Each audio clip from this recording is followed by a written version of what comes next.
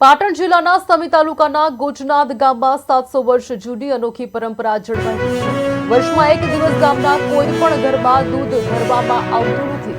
આ દિવસે ગામના તમામ પશુઓનું દૂધ પીર બાપજીને અર્પણ કરવામાં આવે છે।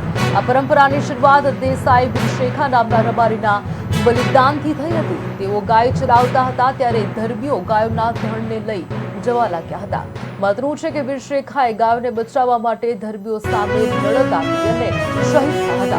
વિરશેખાના બલિદાનની યાદમાં રબારી અને ભરવાડ સમાજના લોકો વર્ષના એક દિવસે પોતાના પશુઓનું દૂધ ઘરમાં રાખતા હતા। આ દિવસે લગભગ 2000 લીટર દૂધ પીર બાપજીને અર્પણ કરવામાં આવે છે। દરેક સમાજના લોકો એકત્ર થઈને દૂધ પાકનો પ્રસાદ લે છે। આ પરંપરા ગામમાં એકતા અને ભાઈચારાનું પ્રતીક બની ગઈ છે।